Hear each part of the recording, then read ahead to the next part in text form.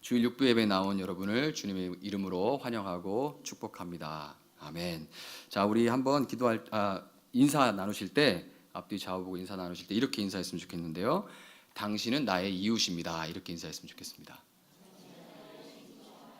당신은 나의 이웃입니다. 예, 감사합니다. 자, 여러분, 한 질문으로 좀 시작했으면 좋겠는데요. 여러분 신앙생활이 행복하십니까? 아니면은 수많은 해야 될 것과 하지 말아야 될 것, 지킬 것과 지키지 말아야 될 것, 뭐 이런 것들 때문에 마음이 답답하고 부담스럽게 느껴지십니까? 혹은 또 여러분 예수님을 알지 못하는 사람들을 만나시면 불쌍한 마음이, 안타까운 마음이 생겨서 그분들에게 예수님을 이렇게 뭐 교회로 모셔와서 등록시키고 뭐 이런 건 못해도 잠깐이나마 내가 만난 예수님을 소개하십니까? 아니면은 저 하나 신앙생활 하기도 버거워요. 그리고 저 주변에 저가 신앙생활 하는 거 모르는 사람도 많고, 그 다음에 가장 가까운 가족이나 친구에게도 예수님의 예자도 꺼내본 적이 없습니다. 이렇게 얘기하십니까? 어느 쪽인지 잘 모르겠습니다. 이렇게 예수님을 소개하는 것은 억지로 안 되죠. 우리가 젊은 분들 맛집 탐방해가지고 만족하면 소개하고, 또 이제 권사님들은 병원 소개를 좋아하시죠. 어디 갔는데 잘하더라, 친절하더라 이러면 만족하고 기쁘면 그 병원을 막 소개합니다. 그런데 이와 같이 우리가 신앙생활 하는데 만족과 기쁨이 없으면 그 예수님을 알지 못하는 사람에게 예수님을 소개한다는 것은 어려운 일입니다. 안 되는 게 당연한 거예요. 예수님을 믿고 신앙생활을 하면서도 기쁨이 없고 만족과 감사가 없는 분들이 많이 계십니다. 오늘 이 자리에도 여러분들 혹시 그런 분들이 계시다면 그런 분은 오늘 본문에, 우리가 아까 읽은 본문에 나오는 율법 교사와 같은 문제를 가지고 있다고 생각하시면 맞습니다. 율법 교사와 같은 문제를 가지고 있다. 그러면 이 율법 교사가 무슨 문제를 가졌을까요? 아까 읽을 때 이렇게 쭉 훑어보셨는데 어떤 문제를 가졌을까요? 이 율법 교사는 예수님 앞에 나올 때 두 가지 잘못된 질문을 가지고 나온 것이 문제입니다. 두 가지 잘못된 질문이요. 첫 번째 질문이 뭘까요? 오늘 본문 한번 보세요. 25절 이렇게 쭉 보면서 이렇게 놓고 보실 때 첫 번째 질문이 어디 나오냐면 25절에 나오는데, 첫 번째 질문이 뭐죠? 선생님, 내가 무엇을 하여야 영생을 얻으리이까? 이 질문이 나옵니다. 이 질문을 하죠. 얻으리이까, 이 말은 사실은 상속하겠습니까? 로 번역하는 것이 더 맞아요. 그러니까 어떻게 되냐면, 선생님, 내가 무엇을 하여야 영생을 상속하겠습니까? 이렇게 질문하고 있는 거예요. 근데 가만 들어보시면 여러분 금방 느껴지실 거예요. 뭔가 질문이 이상한데? 질문 자체가 좀 이상한데? 이런 생각이 금방 드실 겁니다. 상속이라는 것이 무엇을 해서 받아내는 거예요? 아니면 관계를 통해서 주어지는 겁니까? 그렇죠. 이거는 너무나 쉬운 것입니다. 그렇죠? 관계를 통해서 주어지는 게 상속이죠. 자, 이 율법 교사는 배운 사람이기 때문에 당연히 이것을 알고 있을 것입니다. 그런데 왜 이렇게 엉뚱하게 잘못된 질문을 예수님 앞에 드렸을까요?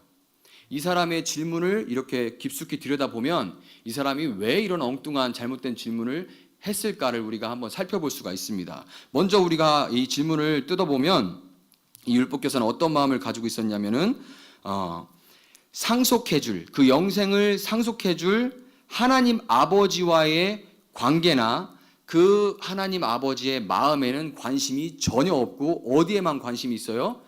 내가 얻어낼 거. 뭐죠? 영생과 천국이라고 말할 수 있죠. 천국, 그리고 또 우리가 그것을 복이라고도 말할 수가 있습니다. 그러니까 이런 영생, 천국, 복, 내가 얻어낼 여기에만 지금 이 율법교사는 관심이 있습니다.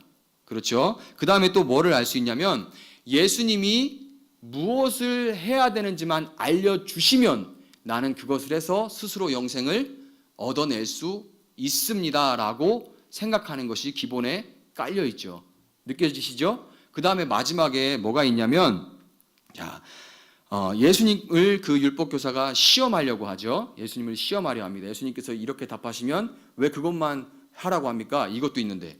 이걸로 말하시면 또 이런 게 있는데 왜 그렇게 하십니까? 하면서 예수님을 함정에 빠뜨리려 하고 있어요. 그래서 예수님을 시험하려고 하고 있고, 그 다음에 예수님께서 그 마음을 아시고 되물어 보시죠. 율법은 뭐라고 적혀 있고 너는 어떻게 해석하느냐라고 되물어 보시니까 주저함 없이 이 율법교사가 바로 자기가 가진 답을 딱 내놓습니다.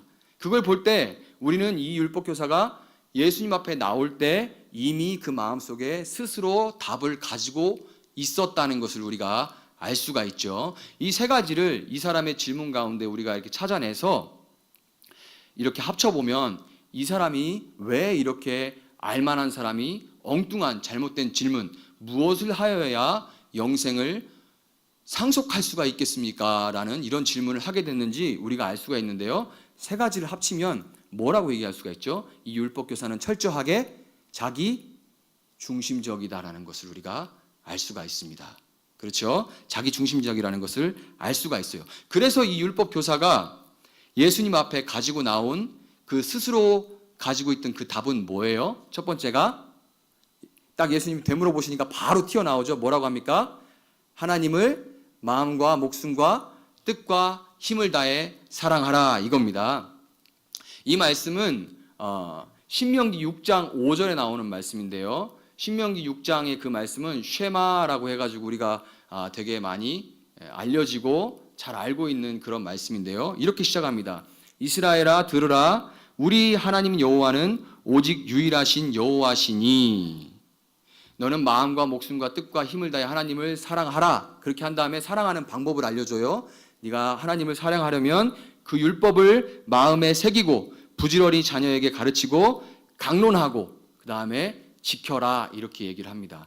이것을 알고 있었기 때문에 율법 교사는 이렇게 답을 할 때, 스스로의 답을 가지고 있을 때, 나는 613개에 달하는 그 율법을 다 통달하고 있고 심지어 지금 잘 지키고 있어 라고 생각을 하고 있는 거예요. 이 율법 교사는 그 율법이라는 형식 안에 담겨 있는 본질, 하나님의 인애, 하나님의 사랑에는 전혀 관심이 없고 내가 이 613개에 달하는 율법을 잘 지켜서 하나님에게 얻어낼 그것에만 관심이 있기 때문에 스스로 이런 답을 예수님 앞에 가지고 나온 거예요.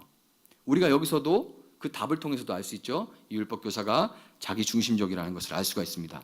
두 번째, 이 율법교사가 스스로 가지고 있던 답이 뭐예요? 내 이웃을 내 자신과 같이 사랑하라. 자, 이 말씀은 레위기 19장 18절에 있는 말씀이에요. 레위기 19장 18절에 있는 말씀인데요. 이 말씀을 쉽게 말하면 황금률이라고 이야기할 수가 있습니다. 여러분 황금률에 대해서 들어보셨나요? 황금률? 내 이웃에게 대접받고자 하는 대로 이웃을 대접하라. 이게 황금률입니다. 내 이웃을 내 자신과 같이 사랑하라. 이것은 내 이웃에게 대접받고자 하는 대로 대접하라, 이 뜻입니다. 그것을 바꿔 말하면 또 어떻게 되냐면요, 네가 싫어하는 것을 네 이웃에게 시키지 마라. 이게 황금률입니다. 그러니까 내 이웃을 내 자신처럼 사랑하고 싶으면 지금 제가 말씀드린 이 황금률을 지키면 되는 거예요. 자, 예수님께서 이렇게 율법교사가 답을 딱 하니까 네 말이 옳다, 그렇게 하면 영생을 얻을 것이다 라고 예수님께서 말씀하시죠. 그러니까 이 율법교사가 신이 났을까요? 신이 안 났을까요? 완전 신이 나서 흥분했어요. 너무 좋은 거예요. 왜냐하면 자기가 할 수 있죠. 율법교사로서 이것을 이미 다 할 수 있고 잘 하고 있다고 생각하고 있습니다. 그런데 한 가지가 걸리는 것이 있는데 그것이 뭐냐면 예수님을 통해서 자기가 생각하는 이웃의 범위를 좀 정해줬으면 좋겠다는 생각이 있었어요. 왜 그러냐면 그 율법교사가 말하는 이웃의 범위가 어떻게 되냐면 레위기 19장의 18절에 보면 유대인 동포, 첫 번째 이웃이에요. 그의 율법교사의 이웃, 유대인 동포들, 그 다음에 너희 가운데 거하는 나그네들 혹은 거류민이라고 말하는 그 유대 공동체 안에 외부에서 들어와서 정착해서 이제 섞여 살고 있는 거류민들을 이야기합니다. 자, 물론 이 율법교사가 말하는 이웃의 범주에는 유대인 동포와 거류민 안에는 당연히 이방인이 못 들어가죠. 그 다음에 여자와 아이도 그 범주 안에, 이웃의 범주 안에 안 들어갑니다.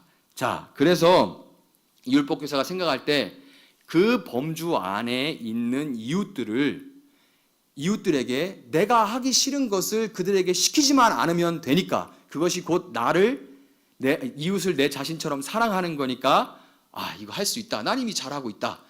그러니까 예수님이 이웃의 범주를 너의 동포와 거류민이다라고 말만 해주시면 지금까지 자기가 잘하고 있는 것을 정당화시키는 거죠.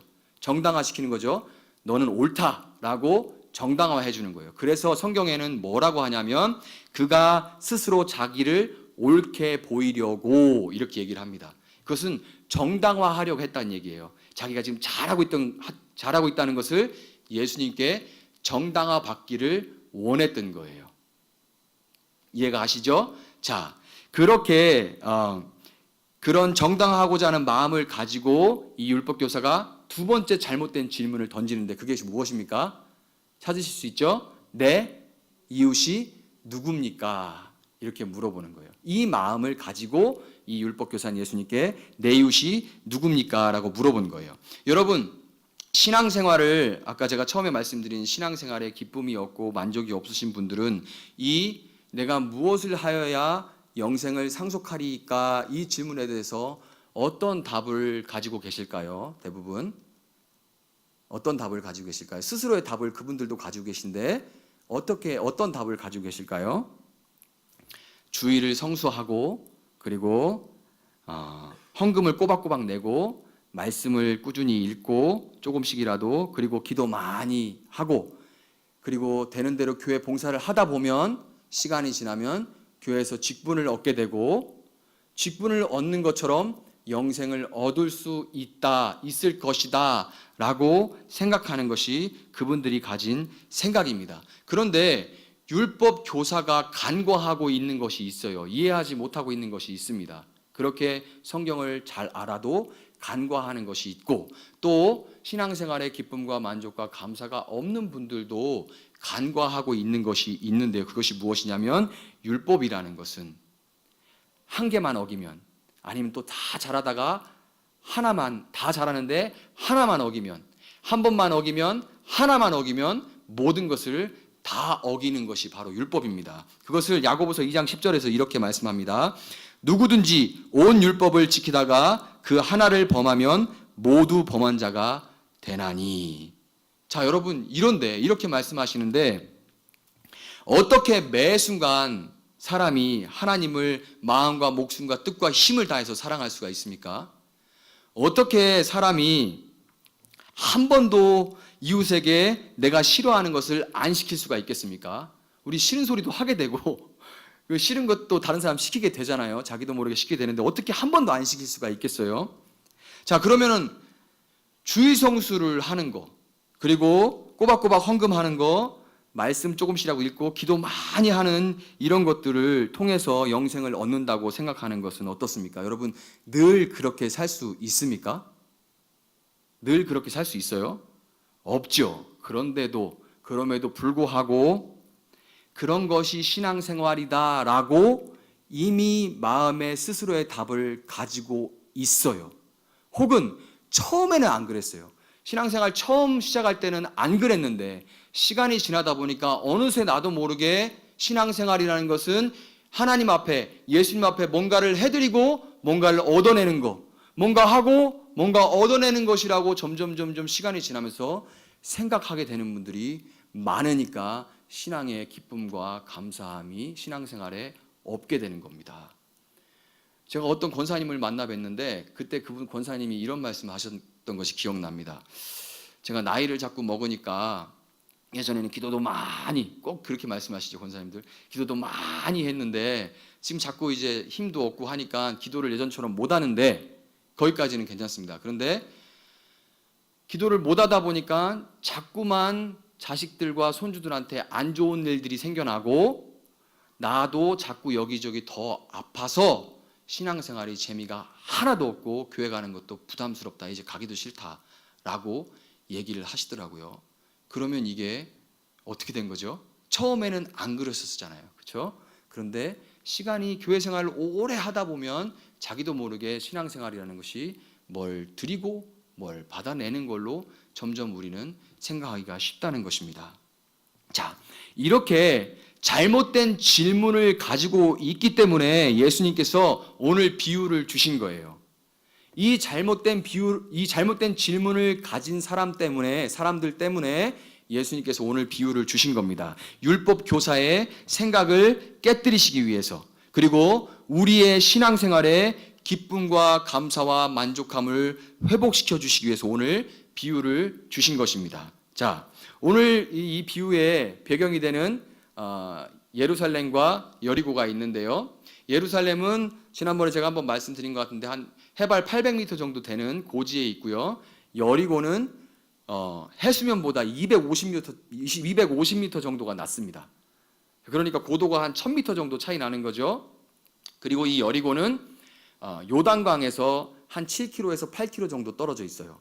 제가 가보니까 요단강에서 이렇게 보면 여리고가 쫙 보입니다. 벌써. 왜냐하면 강 이렇게 주변에 평평한데 거기에 여리고 성읍이 있으니까 바로 요단강에서 보입니다. 조금 떨어져 7, 8km 떨어져 있지만 평평하기 때문에 바로 보이는 곳입니다. 이 1000m 정도 고도를 꾸불꾸불한 길로 이렇게 내려오는데 한 27km 정도 되는 거리를 이렇게 내려오는데 그것은 산길이고 외진 산길입니다. 한적한 산길이어서 종종 강도들과 산적들이 출몰했습니다.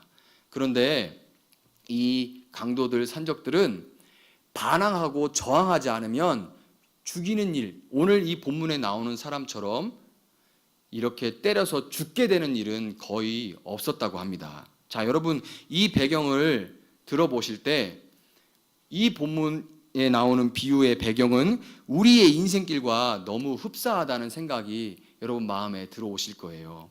여러분, 예루살렘에서 여리고 곧 요단강까지 가는 길, 우리 인생이라는 것이 생명으로 충만한 시기에서 점점점 요단강이 어딘지는 아시죠? 이제 죽음에 이르는 데까지 생명의 내리막길을 걸어가는 인생입니다. 그렇죠? 우리 인생은 생명의 내리막길을 걸어가고 있는 거예요. 자, 그 내리막길을 걸어가는 인생길에서 누구나 예상치 못한 강도를 만나게 됩니다. 누구나 예상치 못한 강도를 만나게 돼요. 정신적으로나 심리적으로나 육체적으로나 때로는 영적으로, 그리고 자녀들 때문에 혹은 배우자 때문에 우리는 인생 가운데 이렇게 예상치 못한 강도를 만나고 누구도 그것을 피해갈 수가 없습니다. 어떤 분들은 그 가지고 있는 것이 내게 행복을 줄 거라고 붙들고 있다가 절대로 그 강도한테 뺏기지 못하겠다라고 아등바등 버티다가 결국에는 목숨까지 잃는 분들도 있지요. 내가 이 지위만은 절대 안 돼. 내가 이 학위만은 절대 안 돼. 못 뺏겨. 그렇게 버티다가 스트레스로 이렇게 질병을 얻기도 하고 불안 증세가 심해지고 우울증이나 이런 걸로 자기가 스스로 극단적인 선택을 하는 길까지 나가는 분들이 많이 있습니다. 우리 주변에는. 이렇게 강도를 만날 수밖에 없는 인생길에서 그러면 누가 나를 도와줄 수 있겠습니까? 누가 나를 구원해 줄 수 있겠습니까? 첫 번째 등장하는 비유에 등장하는 사람이 누구예요? 제사장이죠. 제사장이 등장합니다. 이 제사장은 세습직이었기 때문에 계속 재산이 대물려서 이어갔기 때문에 굉장히 부자였습니다. 당시 제사장들은 굉장히 부자였고, 이 제사장은 24개 조로 나눠져 있었어요. 그래서 1년에 딱 2주만 예루살렘에서 성전 봉사를 했으면 됐습니다. 나머지 50주는 예루살렘에 살 필요가 없기 때문에 전국에 흩어져 살았는데, 그 중에서 예루살렘에 일이 있을 때 2주 일할 때 가기가 편한 가까운 여리고에 정착해 있는 제사장들이 많았습니다. 특히나 그 여리고는 샘물이 풍성하고 기후가 온화했기 때문에 이렇게 부자들이 모여 사는 그런 지역이었어요. 자, 그런데 지금 여리고에 거주하는 그 제사장이 이제 2주의 성전 봉사 기간을 마치고 내려가는데 27km 정도 되는 거리를 걸어갔을까요? 아니면 뭘 타고 갔을까요? 뭘 타고 갔겠죠. 부자니까. 당연히 당나귀나 노새 정도를 타고 갔을 겁니다. 그러니까 자기가 이 강도 만난 자를 이 제사장은 도울 수 있었어요? 없었어요? 얼마든지 도울 수 있죠. 얼마든지 도울 수 있는데 이 제사장은 피해갔습니다.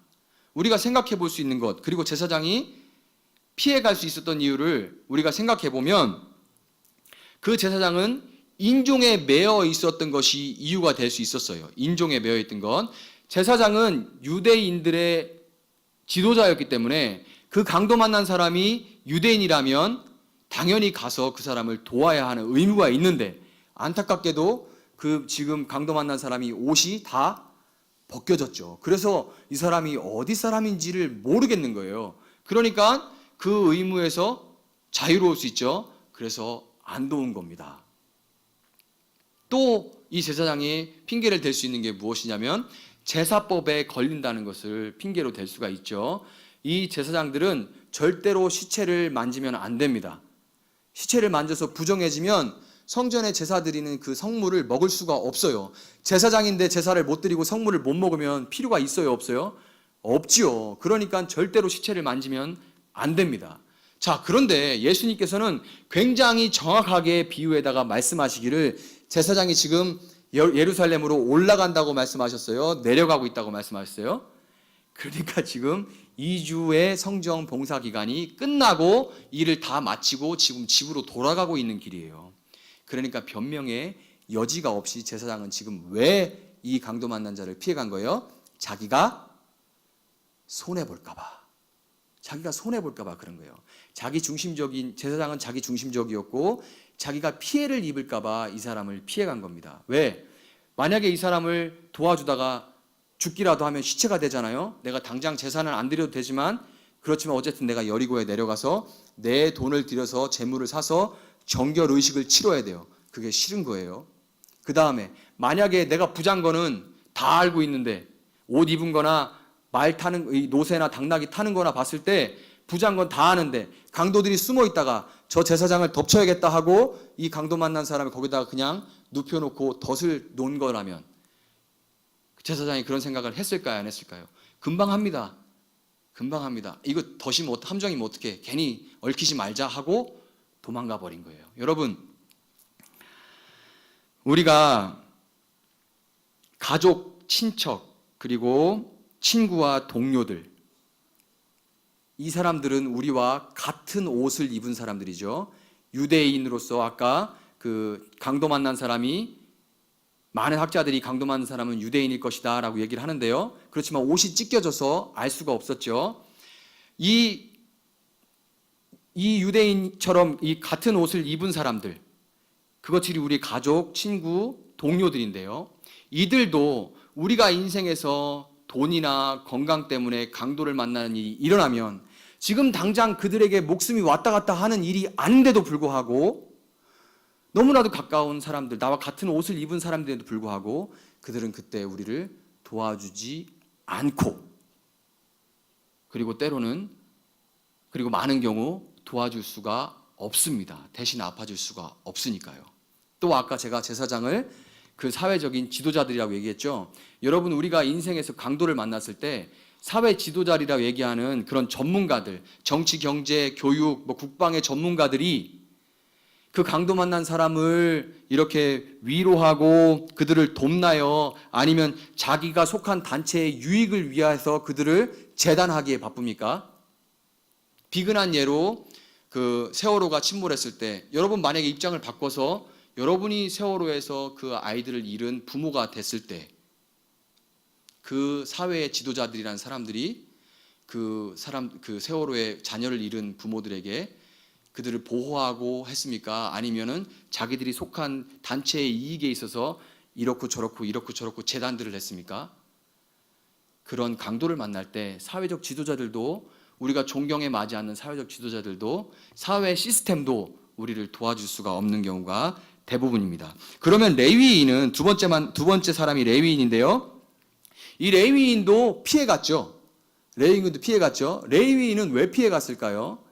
레위인은 제사장이 이미 자기 앞에 지나간 것을 알고 있었어요.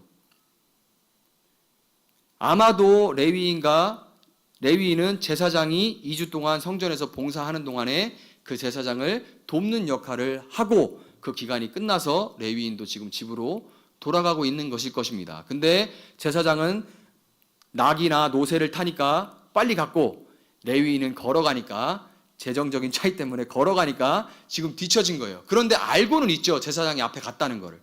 그때 레위인이 뭐라고 생각하겠어요? 그 강도 만난 사람 볼 때 제사장도 안 한 것을 내가 할 수 있을까? 제사장이 안 한 것은 율법에 뭐가 걸리니까 안 했을 거 아니야. 근데 내가 할 수 있을까?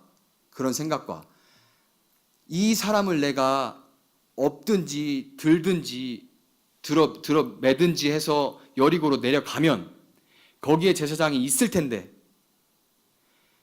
자기가 그냥 지나쳐간 사람을 레위인이 살리려고 데리고 오면 제사장의 얼굴은 뭐가 돼요? 제사장이 직장 상사인데 직장 상사가 좋아하겠어요? 직장 상사가 그냥 지나쳐 갔는데 부하 직원이 그걸 하면은 좋아하겠습니까? 당연히 안 좋아하죠. 그러니까 이 레위인은 생각하게 되는 거예요.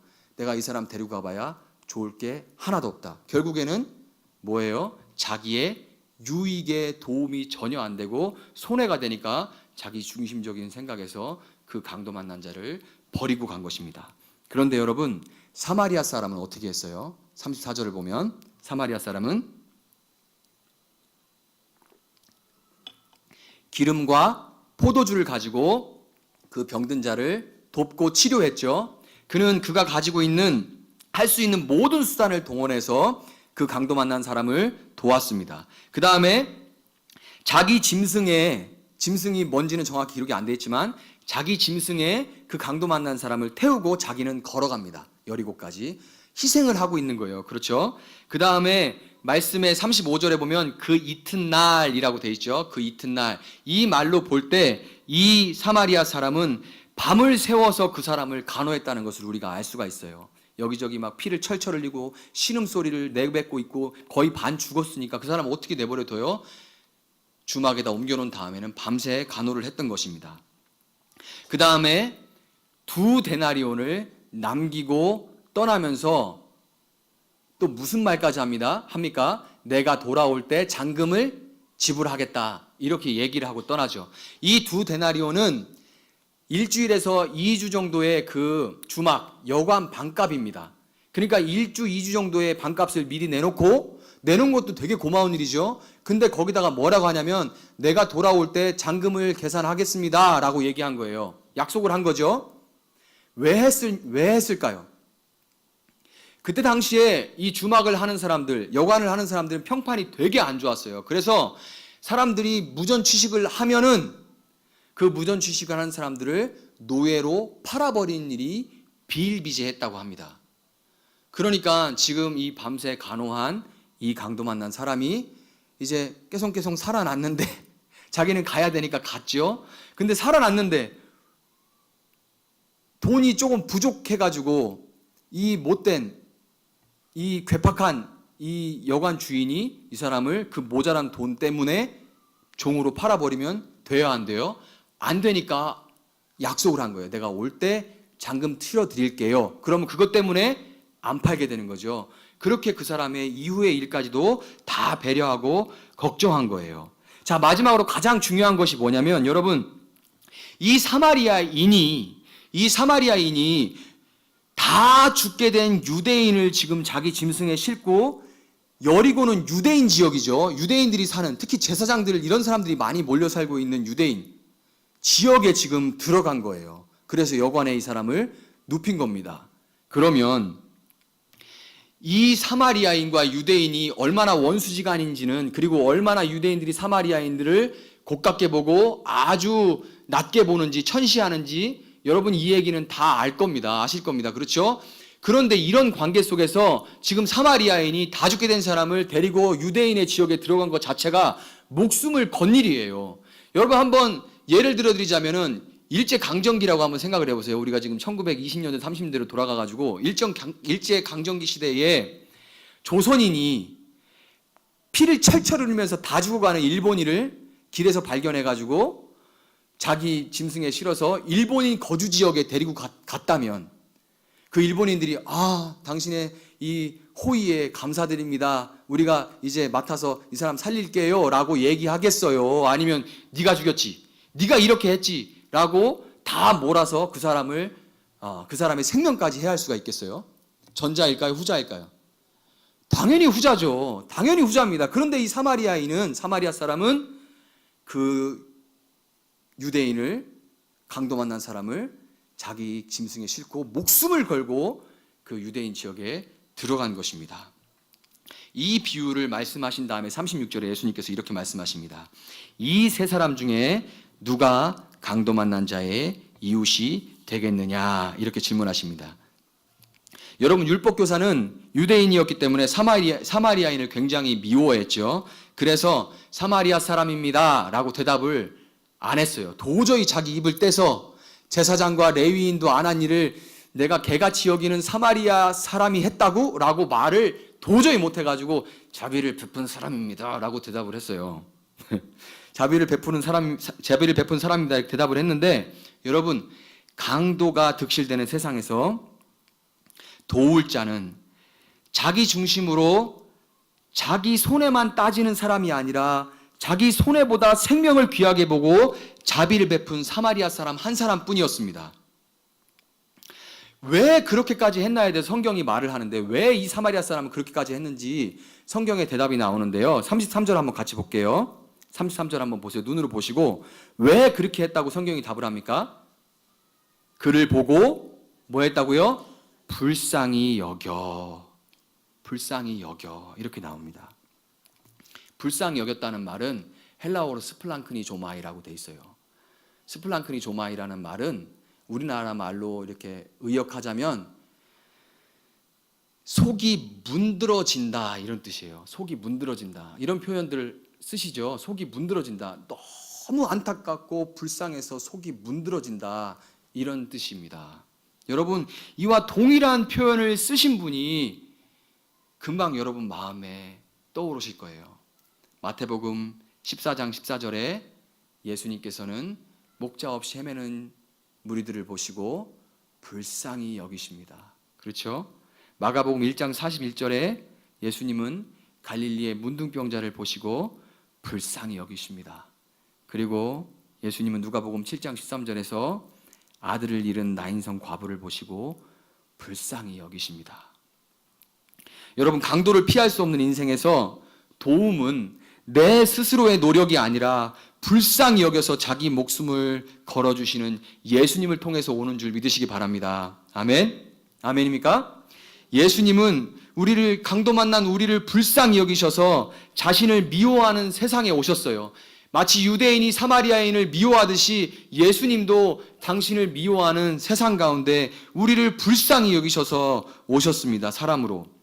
그리고 자기가 가진 모든 것, 생명까지 주셔서 강도 만난 자를 섬기셨습니다. 그리고 강도 만난 자와 함께 계시며 마음과 정신과 육신의 상처를 돌보시고 치료해 주십니다. 우리가 세상의 노예가 되지 않도록 2데나리온을 우리 인생 가운데 두고 가시는 것도 예수님은 절대로 잊지 않으십니다. 여러분, 여기 모이신 분들 가운데 저는 너무 자꾸 살이 빠지고 날씬해져서 고민이에요, 이런 분 계십니까? 괜히 이런 질문 드렸죠. 저는 그런 고민 한 번도 해본 적이 없습니다. 우리 다 먹고 살잖아요. 그렇죠? 힘들고 어려운 분들도 계신 거 알지만, 여러분, 저는 밥을 너무 못 먹어서 지금 마르고 너무 날씬해지고 그래서 너무 걱정이에요 라고 하시는 분 없죠? 없죠? 제 눈에는 없는데 왜 이렇게 자신이 있으신지 모르겠습니다. 제 눈에는 다들 풍채가 좋으신 것 같은데요. 우리는 다 예수님이 남겨두신 2데나리온 때문에 우리는 다 먹고 살고 있습니다. 그렇죠? 여러분, 영생은 내가 무엇을 해서 얻어내는 것이 아닙니다. 십자가에서 나를 위해 죽어주신 예수님을 통해서 회복된 아버지와의 관계를 통해서 상속되는 것인 줄 믿으시기 바랍니다. 우리는 율법을 계속해서 다 지킬 수가 없는 존재입니다. 그런데 율법을 다 완전하게 지키신 예수님을 믿음으로 그 예수님과 연합해서 예수님 율법을 완전히 지키심으로 그 의가 믿음으로 연합할 때 우리에게 전해져서 우리는 율법을 완전하게 지켜서 율법을 다 지키면 하나님을 사랑하는 거죠. 그래서 우리가 예수님과 연합해서 비로소 하나님을 사랑할 수가 있게 되는 것입니다. 그 다음에 강도 만난 자가 살아나면 자신을 도와준 자에 대한 빚진 마음이 가득하겠죠. 자신을 도와준 자에 대해서. 그리고 이전에 정말 천시했던 사마리아 사람에 대한 자기를 도와준 것이 사마리아 사람이라는 것을 알고 난 다음에 자기가 그렇게 천시했던 사마리아인에 대한 인식이 어떻게 바뀌었겠어요? 여러분, 우리 생명을 구원해 주신 예수님, 우리를 위해 생명을 걸어 주신 예수님을 알고 만나고 단 다음에 우리가 이전에 미워했던 예수님에 대한 인식이 우리가 어떻게 바뀌겠습니까? 사도 바울은 평생의 빚진 자의 마음으로 살아갔는데요. 왜 그러냐면 이렇게 회방자요, 핍박자요, 포행자였던 자기를, 죄인 중에 괴수인 자기를 하나님께서 구원하신 것은 이방의 복음을 전하게 하시기 위해서 구원했다고 바울은 믿었어요. 그래서 이방인들에 대한 빚진 자의 마음을 가지고 있었습니다. 여러분, 내 이웃이 누군지가 아니라 강도 만난 내게 이웃이 되어주신 주님의 은혜에 감격해서 나도 강도 만난 자의 이웃이 되어주는 것, 이것이 강도 만났던 내가 대접받고자 하는 대로 남을 대접하는 것인 줄 믿으시기 바랍니다. 아멘. 결국에 어때요? 결국에 하나님을 사랑하는 것도, 이웃을 사랑하는 것도 오직 자비를 베푸시는 예수님을 통해서만 가능하고, 그리고 오직 자비를 베푸신 예수님을 통해서만 우리는 영생을 상속할 수 있게 되는 것인 줄 믿으시기 바랍니다. 아멘. 말씀을 맺도록 하겠습니다. 여러분, 신앙생활에 기쁨이 없는 분들, 그리고 처음에는 은혜에 감격하고 감사함이 넘쳤었는데 어느새 형식적으로 교회만 출석하면서 신앙생활이 조금씩 부담스럽게 책임처럼 느껴지고 계신 분들, 그런 분들은 잘못된 두 질문을 넘어서 바른 질문으로 나아가야 합니다. 그 질문이 뭐예요? 그 질문이 뭡니까? 잘못된 두 질문이 아니라 바른 질문으로 나아가야 되는 그 질문이 뭐예요? 누가 강도 만난 자의 이웃인가입니다. 누구죠? 누가 강도 만난 자의 이웃이죠? 오직 예수님뿐입니다. 아멘. 아멘. 그 예수님께서 세상에서 강도 만난 여러분을 위해서 이미 행하신 일을 믿음으로 받으시기를 주님의 이름으로 축원드립니다. 아멘. 또한 예수님께서 여러분을 위해 행하신 일을 깊이 묵상하심으로 그냥 교회 다니는 사람으로 끝이는 것이 아니라 정말 예수님을 만나고 그분을 진심으로 사랑하는 사람이 되시기를 주님의 이름으로 축원드립니다. 37절에서 예수님은 그 율법교사에 이렇게 말씀하십니다. 가서 너도 이와 같이 하라. 이렇게 말씀하십니다. 한번 따라해 볼까요? 가서 너도 이와 같이 하라. 다시 해볼까요? 다시. 가서 너도 이와 같이 하라. 아멘. 여러분, 자기 중심적이고 이기적인 노력으로는 결코 하나님을 사랑하고 이웃을 사랑할 수 없습니다. 그렇지만은 예수님의 은혜에 다시금 감격할 때 내가 아닌 그분이 공급해 주시는 힘으로 우리는 다시 예배하고 헌금하고 봉사하는 신앙생활에 다시금 기쁨과 감사가 회복될 줄 믿습니다. 아멘. 그리고 그때에만 끈질긴 자기 사랑을 넘어서 세상의 강도 만난 자들의 이웃이 되어줄 수 있는 줄 믿으시기 바랍니다. 가서 여러분도 예수님과 같이 하시기를 주님의 이름으로 축원드립니다. 가서 여러분도 예수님과 같이 하시기를 주님의 이름으로 축원드립니다. 그래서 세상의 강도 만난 자들이 왜 우리가 그들의 이웃 되어주는지 알고 우리와 같이 영생을 얻도록 도우시는 한 주가 되시기를 주님의 이름으로 간절히 축원드립니다. 아멘. 우리 시간 함께 은혜 아니면 찬양하고 잠시